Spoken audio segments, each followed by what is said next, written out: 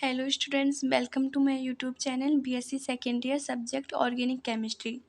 पिछले लेक्चर में हमने पढ़ी थी यूनिट नंबर 3 ऑर्गेनिक केमिस्ट्री की यूनिट नंबर 3 जिसका नाम था कार्बोनिल कंपाउंड्स। आज उसका सेकंड लेक्चर है जिसमें हम पढ़ेंगे कार्बोनिल यौगिकों की द्रवणता और क्रियाशीलता। ये एग्जाम में इसमें से क्वेश्चन बन के आते हैं, इम्पोर्टेंट टॉपिक है ये। इसमें शुरू करते हैं, है ना। देखिए, जो कार्बोनिल ग्रुप होते हैं वो हमने कल पढ़ा था कौन कौन से होते हैं, जिनमें ये C डबल बॉन्ड O समूह पाया जाता है। उन्हें क्या बोलते हैं? हम कार्बोनिल समूह बोलते हैं। अब कार्बोनिल यौगिकों में जो CO समूह होता है, CO बंध जो होता है, यानी कार्बन और ऑक्सीजन के बीच का जो बंध होता है वो ध्रुवीय प्रकृति का होता है। अब वो कैसे होता है वो हम देखेंगे कि ये ऐसा इसलिए होता है क्योंकि कार्बोनिल यौगिक में जो कार्बन की जो विद्युत ऋणता है, इलेक्ट्रोनेगेटिविटी है, वो ऑक्सीजन से कम होती है। यानी कि ऑक्सीजन की विद्युत ऋणता बहुत ज़्यादा होती है। कार्बन की जो विद्युत ऋणता है वो होती है 2.5 के समथिंग, और ऑक्सीजन की विद्युत ऋणता होती है 3.5। तो यहाँ पर हम देख सकते हैं कि ऑक्सीजन की विद्युत ऋणता कार्बन की तुलना में ज़्यादा है। इस वजह से जो यहाँ पर ये कार्बन ऑक्सीजन के बीच जो डबल बॉन्ड है, तो इस बंध के इलेक्ट्रॉन ऑक्सीजन की तरफ स्थानांतरित हो जाते हैं। ऑक्सीजन के पास इलेक्ट्रॉनों की यहाँ पर अधिकता होती है। इस वजह से जो कार्बोनिल ग्रुप है, कार्बोनिल यौगिक है, उनमें कार्बन के पास तो आंशिक रूप से धनावेश रहता है और ऑक्सीजन के पास आंशिक रूप से ऋणावेश रहता है। ऐसा इसलिए होता है क्योंकि ऑक्सीजन के पास इलेक्ट्रॉन घनत्व ज़्यादा होगा और कार्बन के पास इलेक्ट्रॉन घनत्व कम होगा।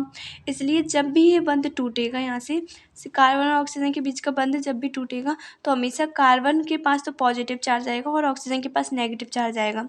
क्योंकि कार्बन और ऑक्सीजन के बीच के जो बंध के इलेक्ट्रॉन है, उस बंध के इलेक्ट्रॉनों को यहाँ पर कौन लेके जाएगा? ऑक्सीजन, क्योंकि ऑक्सीजन के इलेक्ट्रॉन को आकर्षित करने की क्षमता ज़्यादा है, इलेक्ट्रोनेगेटिविटी ज़्यादा है इसकी कार्बन से। तो इस बंध के इलेक्ट्रॉनों को भी ऑक्सीजन ही कार्बन से क्या करेगा? अपनी तरफ खींच के रखेगा। इस वजह से जब भी बंध टूटेगा तो बंध के इलेक्ट्रॉनों को ऑक्सीजन ही अपने साथ लेके चल जाएगी और ऑक्सीजन के पास क्या आ जाएगा? नेगेटिव चार्ज, और कार्बन के पास पॉजिटिव चार्ज आ जाएगा।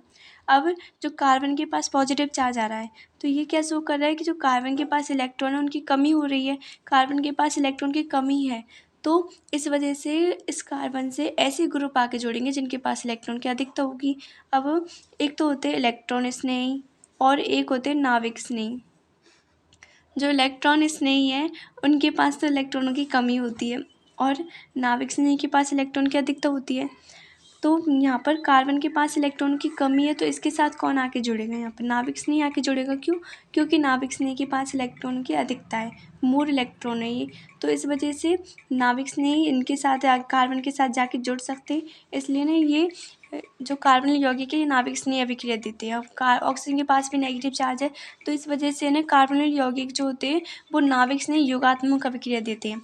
नाविक स्नेही योगात्मक अभिक्रिया वो होती है जिसमें जो नाविक स्नेही है उसका आक्रमण पहले होता है, मतलब नाविक स्नेही पहले आके जोड़ता है समूह से। तो अब जैसे यहाँ पर कार्बनिल समूह, इस पर कार्बन पे पॉजिटिव चार्ज आ रहा है, ऑक्सीजन के पास नेगेटिव चार्ज आ रहा है। इस वजह से जब नाविक स्नेही योगात्मक अभिक्रिया होगी तो यहाँ पर नाविक स्नेही पहले कार्बन से आके जुड़ेगा, उसके बाद में इलेक्ट्रॉन स्नेही जो होगा वो ऑक्सीजन के साथ आके जुड़ेगा। तो इस प्रकार की अभिक्रिया कौन सी होती है? नाविक स्नेही योगात्मक अभिक्रिया होती है। और कार्बनिल यौगिक जो होते हैं वो नाविक स्नेही योगात्मक अभिक्रिया देते हैं। और जो एल्किन्स होते हैं ना, एल्किन्स इलेक्ट्रॉन स्नेही योगात्मक अभिक्रिया देते हैं। तो इसमें क्वेश्चन ये भी बन सकता है कि एल्किन्स जो होते हैं वो इलेक्ट्रॉन स्नेही योगात्मक अभिक्रिया देते हैं, जबकि कार्बनिल समूह नाविक स्नेही योगात्मक अभिक्रिया देते हैं। क्यों? तो इसमें नाविक स्नेही जो कार्बनिल यौगिक है वो नाविक स्नेही योगात्मक अभिक्रिया देते हैं। इसका कारण केवल इतना है कि जो कार्बन और ऑक्सीजन में से ऑक्सीजन की विद्युत ऋणता कार्बन से ज़्यादा होती है। इस वजह से इस बंध का जो इलेक्ट्रॉन घनत्व है वो ऑक्सीजन की तरफ स्थानांतरित हो जाता है। तो जब ये बंध टूटेगा तो बंध के टूटने पर जो बंध के इलेक्ट्रॉन है उनको ऑक्सीजन अपने साथ ले जाएगी। इस कारण से ऑक्सीजन के पास नेगेटिव चार्ज आ जाएगा और कार्बन के पास पॉजिटिव चार्ज आएगा। इस वजह से जो कार्बनिल यौगिक है वो कौन सी अभिक्रिया देते हैं? नाविक स्नेही योगात्मक अभिक्रिया देते हैं। इसमें एग्जाम्पल जैसे ये कार्बोनिल यौगिक की अभिक्रिया हम हाइड्रोजन साइनाइड के साथ करवाते हैं ना, हाइड्रोजन साइनाइड के साथ करवाते, तो हाइड्रोजन और यहाँ कार्बन के बीच का जब बंध टूटेगा तो बंध के टूटने पर हाइड्रोजन के पास तो कौन सा चार्ज आ जाएगा? यहाँ पर पॉजिटिव चार्ज, और साइनाइड के पास कौन सा चार्ज आ जाएगा? Negative charge. तो यहाँ पर हाइड्रोजन साइनाइड में के टूटने पर हाइड्रोजन के पास पॉजिटिव चार्ज आएगा और CN के पास यहाँ पर नेगेटिव चार्ज आएगा। और जब कार्बोनिल यौगिक में CO बंध टूटेगा तो इस बंध के टूटने पर इस बंध के जो इलेक्ट्रॉन है उस बंध के इलेक्ट्रॉनों को कौन लेके चल जाएगी? ऑक्सीजन, जिसके कारण ऑक्सीजन के पास तो नेगेटिव चार्ज आ जाएगा और कार्बन के पास पॉजिटिव चार्ज आ जाएगा। और इस बंध के जो 2 इलेक्ट्रॉन है जब ये ऑक्सीजन के पास जाएंगे तो इस बंध इलेक्ट्रॉनों के सविगमन को हम किसके द्वारा दर्शा रहे हैं यहाँ पर? फुल एडेड एरो के द्वारा, यानी कि मतलब वक्रतीर संकेतन होते हैं 2 प्रकार के, एक तो आधे सिर वाले और पूरे सिर वाले। उनमें से पूरे सिर वाले वक्रतीर संकेतन का यूज करेंगे 2 इलेक्ट्रॉन के अभिगमन को दर्शाने के लिए। तो कार्बोनिल समूह में जब ये बंध टूटा, बंध के टूटने पर इलेक्ट्रॉन ऑक्सीजन के पास गए, इसलिए ऑक्सीजन के पास नेगेटिव चार्ज और कार्बन के पास पॉजिटिव चार्ज आएगा। तो यहाँ पे नाभिक स्नेही योगात्मक अभिक्रिया देंगे। तो नाभिक स्नेही योगात्मक अभिक्रिया के अनुसार यहाँ पर जो नाभिक स्नेही है, यानी कि नाभिक स्नेही कौन सा ग्रुप है यहाँ पे? CN-, साइनाइड आयन जो है वो पहले जाके जुड़ेगा। अब साइनाइड आयन किसके साथ जाके जुड़ेगा? जिसके पास इलेक्ट्रॉन की कमी होगी, क्योंकि साइनाइड के पास तो इलेक्ट्रॉन की अधिकता है यहाँ पे। तो यहाँ साइनाइड आयन इस कार्बन के साथ जाके जुड़ जाता है। तो ये साइनाइड इस कार्बन के साथ बंध बना लेगा पहले तो पहले नाभिक स्नेही जुड़ गया। उसके बाद अगले स्टेप में क्या होगा? जो इस यौगिक का जो धनात्मक भाग है, यानी कि इलेक्ट्रॉन स्नेही जो है, इलेक्ट्रॉन स्नेही के रूप में H+, इलेक्ट्रॉन स्नेही के जो रूप में जो H+ है वो अब इस ऑक्सीजन के साथ जाके बंध बना लेगा। तो यहाँ ऑक्सीजन के साथ ये हाइड्रोजन जुड़ गया। इस प्रकार से यहाँ पे क्या बन जाता है? साइनोहाइड्रिन प्रोडक्ट इस प्रकार से यहाँ पे बन के तैयार हो जाता है। तो जब कार्बोनिल यौगिक की जब हाइड्रोजन साइनाइड के साथ अभिक्रिया करवाते तो किसका निर्माण होता है? साइनोहाइड्रिन से। अब इसकी जो मैकेनिज्म होती है वो 2 स्टेप की होती है, जिसमें पहले स्टेप में तो नाभिक स्नेही का योग होता है, दूसरे स्टेप में इलेक्ट्रॉन स्नेही का योग होता है। इसलिए इस अभिक्रिया को क्या कहते हैं? नाभिक स्नेही योगात्मक अभिक्रिया कहते हैं। और कार्बोनिल यौगिकों में ये तो इसकी ध्रुवणता की बात हो गई। अब कार्बोनिल यौगिक की क्रियाशीलता की बात करते हैं। क्रियाशीलता मतलब रिएक्टिविटी। अब कार्बोनिल यौगिक की रिएक्टिविटी के बारे में हम पढ़ेंगे कि कार्बोनिल यौगिकों की रिएक्टिविटी कब ज़्यादा होगी और कब कम होगी, और रिएक्टिविटी होती क्या है। तो सबसे पहले हम ये देखते हैं रिएक्टिविटी होती क्या है ना। तो रिएक्टिविटी का मतलब है कि कोई यौगिक की क्रियाशीलता जब ज़्यादा होती है, अगर मतलब कि कोई यौगिक है, अगर उस यौगिक की अभिक्रिया करने की क्षमता ज़्यादा है, मतलब कि उसके साथ वो रिएक्शन में ज़्यादा पार्टिसिपेट करेगा तो उसकी क्रियाशीलता ज़्यादा होगी। जैसे कि कोई यौगिक अगर स्टेबिलिटी कम है उसकी, तो स्टेबिलिटी कम होने पर भी उसकी रिएक्टिविटी ज़्यादा होती है। हाँ, तो कार्बोनिल यौगिकों की क्रियाशीलता क्या होती है? मतलब ये क्रियाशीलता का मतलब है रिएक्टिविटी। अब जब कोई यौगिक जिसका स्थायित्व कम होगा तो स्थायित्व प्राप्त करने के लिए वो क्या करेगा कि अभिक्रिया करेगा। अभिक्रिया मतलब जैसे कि कोई यौगिक की स्टेबिलिटी जब कम हो जाती है तो वो स्टेबिलिटी पाने के लिए दूसरे यौगिक उनसे हेल्प मांगेगा। इलेक्ट्रॉनों की कमी होगी तो वो ऐसे समूह के साथ जुड़ना चाहेगा जिसके पास इलेक्ट्रॉन की अधिकता हो, और इलेक्ट्रॉन की जिनके पास इलेक्ट्रॉन की अधिकता होगी तो वो ऐसे समूह के साथ अभिक्रिया करेगा जिसके पास इलेक्ट्रॉनों की कमी हो। तो कोई भी यौगिक अपने पास क्या चाहता है? स्टेबिलिटी चाहता है। तो स्टेबिलिटी पाने के लिए यौगिक क्या करते हैं? उनकी क्रियाशीलता देखी जाती है उसमें। अब कार्बोनिल यौगिकों की क्रियाशीलता की बात करें तो क्रियाशीलता इसकी कब अधिकतम होगी? जब कार्बोनिल यौगिक की स्टेबिलिटी क्या हो जाएगी? कम हो जाएगी, तो इसकी क्रियाशीलता ज़्यादा हो जाएगी। अब हमने देखा जो कार्बोनिल यौगिक में जो कार्बोनिल यौगिक में CO बंध जो होता है वो ध्रुवीय प्रकृति का होता है, यानी कि जो कार्बन और ऑक्सीजन के बीच में जो बंध टूटता है तो बंध के टूटने पर ऑक्सीजन के पास नेगेटिव चार्ज आता है और कार्बन के पास पॉजिटिव चार्ज आता है। इस वजह से यहाँ पर कार्बन के पास इलेक्ट्रॉनों की कमी होती है। और हम ये भी जानते हैं कि जो कार्बोनिल यौगिक है वो नाभिक स्नेही योगात्मक अभिक्रिया देते हैं, यानी कि जब भी नाभिक स्नेही इस पर आक्रमण करेगा, सबसे पहले नाभिक स्नेही का योग होता है, तो जब भी नाभिक स्नेही इस पर आक्रमण करता है तो सबसे पहले किस पे करेगा? कार्बन पे आक्रमण करेगा। अब नाभिक स्नेही इस पर जब नाभिक स्नेही इससे कब जाके जुड़ेगा? जब कार्बन के पास इलेक्ट्रॉनों की कमी होती जाएगी।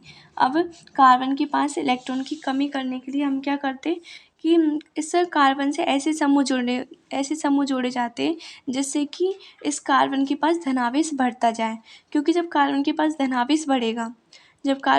धनावेश बढ़ेगा तो नाभिक स्नेही की उसके साथ रिएक्शन करने की जो टेंडेंसी है वो उतनी ज़्यादा बढ़ती जाएगी।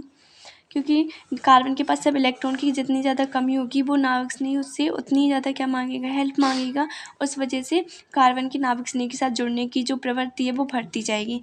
तो कार्बनिक यौगिकों में ऐसे कार्बनिक यौगिक की अभिक्रियाशीलता अधिकतम होती है जिनमें CO समूह के जो कार्बन है, CO समूह के कार्बन पर इलेक्ट्रॉन आकर्षित समूह जुड़े हो या कार्बन पर त्रिविम बाधा न्यूनतम हो। तो जब इलेक्ट्रॉन आकर्षित समूह जुड़े होंगे कार्बन से जब इलेक्ट्रॉन आकर्षित समूह जुड़े होंगे तो वो इन बंध के जो इलेक्ट्रॉन है, बंध के इलेक्ट्रॉनों को क्या करेंगे, अपनी तरफ खींचेंगे।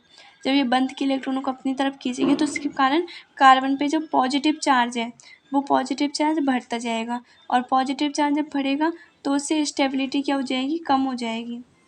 स्टेबिलिटी कम हो जाएगी, और स्टेबिलिटी उसकी जितनी ज़्यादा कम होगी उसकी नाभिक स्नेह के साथ अभिक्रिया करने की जो प्रवृत्ति है वो उतनी ज़्यादा बढ़ जाएगी, यानी कि उसकी रिएक्टिविटी उससे बढ़ जाती है। इसमें जैसे एग्जाम्पल है जैसे कि क्लोरीन में कार्बन से क्लोरीन में CHO समूह है, CHO समूह से इस कार्बन ये वाला कार्बन जुड़ा है और इस वाले कार्बन से यहाँ पे 3 Cl ग्रुप जुड़े हैं, 3 क्लोरीन जुड़ रही है। अब हम जानते हैं जो क्लोरीन है वो इलेक्ट्रॉन आकर्षित समूह है, क्लोरीन जो है वो इलेक्ट्रॉन आकर्षित समूह है, यानी कि क्लोरीन जो होगी वो C और Cl बंध के इलेक्ट्रॉनों को क्या करेगी, अपनी तरफ खींच के रखेगी। इस वजह से इस वाले कार्बन के पास इलेक्ट्रॉन की कमी हो जाएगी, और इस वाले कार्बन के पास इलेक्ट्रॉन की कमी होगी तो वो इस वाले कार्बन से मदद मांगेगा, तो इस बंध के इलेक्ट्रॉनों को फिर ये कार्बन अपनी तरफ खींचेगा। तो उस वजह से फिर CO समूह का जो कार्बन है इसके पास पॉजिटिव चार्ज बढ़ जाएगा, इसके पास पॉजिटिव चार्ज बढ़ जाएगा तो इसकी अभिक्रियाशीलता बढ़ जाएगी। जबकि यहाँ पर हम देख रहे हैं एसिटाल्डिहाइड में कार्बन से कौन जुड़ा है, CH3 समूह जुड़ा है, और CH3 में हम जानते हैं क्या है, एल्किल समूह है, और एल्किल समूह में प्लस आई प्रभाव होता है। एल्किल समूह में प्लस आई प्रभाव होता है, और प्लस आई प्रभाव होने के कारण CH3 समूह की इलेक्ट्रॉन डोनेट करने की प्रवृत्ति होती है। इसलिए जब ये CH3 समूह इस कार्बन के साथ जुड़ेगा तो इसके कारण जो बंध के इलेक्ट्रॉन है वो बंध के इलेक्ट्रॉन कार्बन की तरफ ही चले जाएंगी। इस वाले कार्बन के पास फिर जो धनावेश है वो क्या हो जाएगा, कम हो जाएगा, और धनावेश कम हो जाएगा तो इसकी जो अभिक्रियाशीलता है वो क्या हो जाएगी, कम हो जाएगी। क्योंकि हमको अभिक्रियाशीलता बढ़ाने के लिए क्या चाहिए, धनावेश बढ़ना चाहिए कार्बन के पास। अब अगर हमने इसे ऐसे समूह जोड़ दिए जो इसको इलेक्ट्रॉन दे रहे तो इसके पास पॉजिटिव चार्ज में क्या आएगी, कमी आएगी, और पॉजिटिव चार्ज में कमी आएगी, उसकी स्टेबिलिटी ज़्यादा होगी तो रिएक्टिविटी अपने आप क्या हो जाएगी, कम हो जाएगी।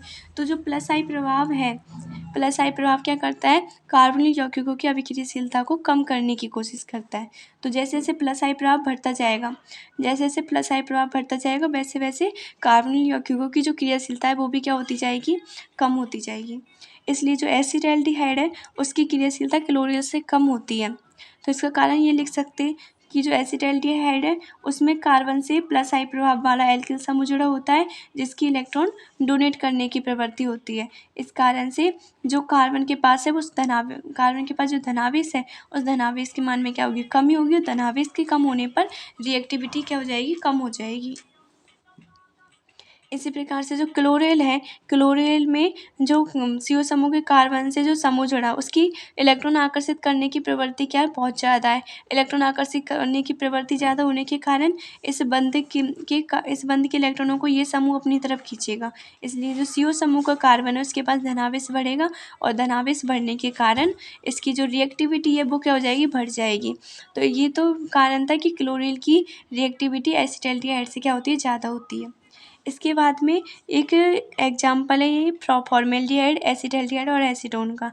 ये एग्जाम्पल बहुत मोस्ट इम्पॉर्टेंट है क्योंकि इससे क्वेश्चन बनते हैं। और इससे क्वेश्चन कैसे आ सकता है कि सिद्ध कीजिए कि मतलब ये कारण बताइए, सिद्ध कीजिए कि जो फॉर्मेल्डिहाइड है उसकी क्रियाशीलता एसिटाल्डिहाइड और एसीटोन की तुलना में अधिक होती है। या सिद्ध कीजिए कि बताइए या फिर ये बताइए कि एसीटोन की क्रियाशीलता एसिटाल्डिहाइड और फॉर्मेल्डिहाइड से क्या होती है, कम होती है। तो इसमें से क्वेश्चन बन सकता है। तो इसका कारण क्या होगा, इसमें हम देख रहे हैं कि जो फॉर्मेल्डिहाइड है उसकी रिएक्टिविटी सबसे ज़्यादा है, सबसे उससे कम किसकी, एसिटाल्डिहाइड की है, और इससे कम रिएक्टिविटी किसकी है, एसीटोन की है। एसीटोन की रिएक्टिविटी सबसे कम है। तो इसका कारण क्या है यहाँ पर कि इसमें CO समूह के जो कार्बन है उस पर क्या जुड़े, 2 मैथिल ग्रुप जुड़े, और मैथिल ग्रुप में हम जानते हैं क्या होता है, प्लस आई प्रभाव होता है। तो यहाँ पे मोर प्लस आई प्रभाव होता है। इस वजह से जो इस वाले जो कार्बन है, कार्बन के पास धनावेश के मान में वृद्धि हो ही नहीं पाती, क्योंकि इनकी तो इलेक्ट्रॉन डोनेट करने की प्रवृत्ति है। तो इसके पास, इस वाले कार्बन के पास यहाँ पे इलेक्ट्रॉन घनत्व बढ़ता जाता है। उस वजह से यहाँ पर प्लस चार्ज में क्या आएगी, कमी आएगी, और प्लस चार्ज कम होने के कारण रिएक्टिविटी कम हो जाती है। तो एसीटोन की क्रियाशीलता सबसे कम होती है। इसका कारण यहाँ पर ये कि कार्बन के पास प्लस आई प्रभाव वाले समूह जुड़े होते हैं, जिसके कारण कार्बन के पास धनावेश में क्या आती है, कमी आती है, और इसकी रिएक्टिविटी क्या होती है, सबसे कम होती है। रिएक्टिविटी एसीटोन की सबसे कम होती है। इसके बाद हम एसिटाल्डिहाइड में देखते हैं। तो एसिटाल्डिहाइड में हम देख रहे हैं कि कार्बन CO समूह का जो कार्बन है, कार्बन पे एक तरफ हाइड्रोजन जुड़ा है और एक तरफ क्या जुड़ा है, CH3। एक मतलब कि यहाँ पर प्लस आई प्रभाव तो यहाँ पर भी है, लेकिन एसीटोन की तुलना में यहाँ पर प्लस आई प्रभाव क्या है, कम है। एसीटोन की तुलना में प्लस आई प्रभाव कम होने के कारण ही यहाँ पर एसिटाल्डिहाइड की क्रियाशीलता एसीटोन की तुलना में क्या होती है, ज़्यादा होती है। अब हम जब फॉर्मेल्डिहाइड में देखते हैं तो यहाँ पर तो कोई ऐसा समूह जुड़ ही नहीं रहा जिसमें प्लस आई प्रभाव हो। तो इसमें जो प्लस आई प्रभाव है वो बहुत ही कम है, ये बहुत है ही नहीं यहाँ पर प्लस आई प्रभाव। तो इस वजह से जो फॉर्मेल्डिहाइड की जो रिएक्टिविटी है वो सबसे ज़्यादा होती है। इसलिए यही कारण है कि एसिटाल्डिहाइड और एसीटोन की तुलना में फॉर्मेल्डिहाइड की रिएक्टिविटी क्या होती है, सबसे ज़्यादा होती है, क्योंकि फॉर्मेल्डिहाइड पर प्लस आई प्रभाव है ही नहीं, जिसके कारण क्या होता है, कार्बन के पास पॉजिटिव चार्ज यहाँ पर कार्बन के पास सबसे ज़्यादा होता है। अगर इन तीनों में तुलना करें तो कार्बन के पास धनावेश की मात्रा यहाँ पर ज़्यादा है, धनावेश इसके पास ज़्यादा है, इस कारण से इसकी रिएक्टिविटी क्या होगी, ज़्यादा होगी।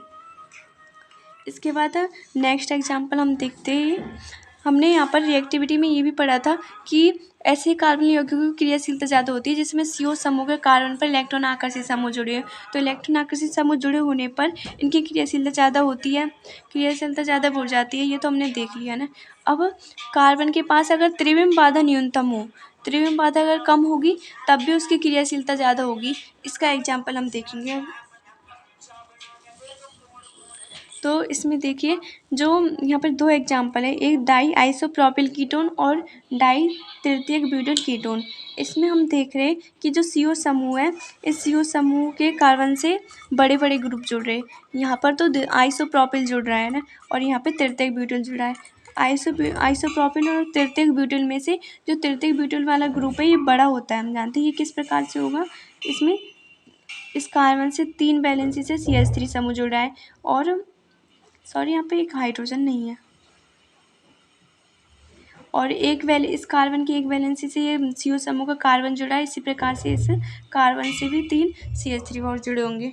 तो इसका जो आकार है वो बहुत ज़्यादा होता है, इस वजह से इस कार्बन के पास त्रिविम बाधा अधिकतम होती है। त्रिविम बाधा यहाँ पर इस कार्बन के पास ज़्यादा होगी। त्रिविम बाधा ज़्यादा होगी तो अब नाभिक स्नेह जब इसके पास आक्रमण करने आएगा तो इसमें प्रॉब्लम होगी ना, नाभिक स्नेह की इस कार्बन के साथ जुड़ने में परेशानी होगी, क्योंकि इसके पास पहले से चारों तरफ बड़े बड़े ग्रुप जुड़ रहे, तो नाभिक स्नेह को स्पेस नहीं मिल पाएगी जिससे कि वो इस कार्बन के साथ क्या कर सके, बंध बना सके। तो नाभिक स्नेह इस कार्बनिक यौगिकों की नाभिक स्नेह योगात्मक अभिक्रिया देने की प्रवृत्ति क्या हो जाएगी, कम हो जाएगी। इस कारण से जो डाई तृतीयक ब्यूटाइल कीटोन है इसकी क्रियाशीलता क्या होती है, कम होती है। इसका कारण क्या है कि इसमें कार्बन के पास त्रिविम बाधा अधिकतम होती है, जिसके कारण त्रिविम बाधा अधिकतम होने के कारण ही यहाँ पर त्रिविम बाधा अधिकतम होने के कारण क्या होता है, इसमें त्रिविम बाधा अधिकतम होती है। इस वजह से यहाँ पर नाभिक स्नेह का आक्रमण आसानी से नहीं हो पाता है। और हम आगे देखते हैं, इसमें जो डाई आइसोप्रोपिल कीटोन है उसकी रिएक्टिविटी इसकी तुलना में क्या है, ज़्यादा है यहाँ पर। तो इसका कारण क्या है यहाँ पर कि जो कार्बन से यहाँ पर आइसोप्रोपिल समूह जुड़ा है तो ये इसकी तुलना में छोटा ग्रुप है, तो यहाँ पर जो त्रिविम बाधा है इसकी कंपैरिजन में क्या है, कम है। हालांकि त्रिविम बाधा तो यहाँ पर भी ज़्यादा है, लेकिन इसके साथ इसका कंपैरिजन कर रहे तो यहाँ पर इसकी जो क्रियाशीलता है वो ज़्यादा ही होगी, क्योंकि इसका आकार छोटा है। तो इसके कंपैरिजन में नाभिक स्नेह को कार्बन के साथ जुड़ने में यहाँ ज़्यादा आसानी होगी। तो यही कारण है कि जो ये वाला ग्रुप होगा डाई आइसोप्रोपिल कीटोन, ये नाभिक स्नेह के साथ इसकी तुलना में ज़्यादा तीव्रता से अभिक्रिया देगा। तो इस वजह से यहाँ पर इस वाले समूह की जो क्रियाशीलता है वो क्या होगी, अब ज़्यादा होगी, और इसकी क्रियाशीलता क्या हो जाएगी, कम हो जाएगी। तो यहाँ पर बात केवल इतनी है कि जो कार्बन यौगिक क्रियाशीलता अधिकतम होगी, कब अधिकतम होगी? जब यौगिक की नाभिक स्नेह योगात्मक अभिक्रिया देने की प्रवृत्ति ज़्यादा होगी। अब नाभिक स्नेह योगात्मक अभिक्रिया देने की प्रवृत्ति उसकी जब बढ़ेगी जब उससे या तो ऐसे समूह जुड़े हो जो इलेक्ट्रॉन आकर्षित करने वाले हो, या फिर कार्बन के पास जो त्रिविम बाधा है वो क्या हो? कम हो। तो ऐसा करने पर क्या होगा? कार्बन के पास धनावेश के मान में कमी होगी, और धनावेश के मान में कमी होगी तो उसकी रिएक्टिविटी क्या हो जाएगी? बढ़ जाएगी। Thank you.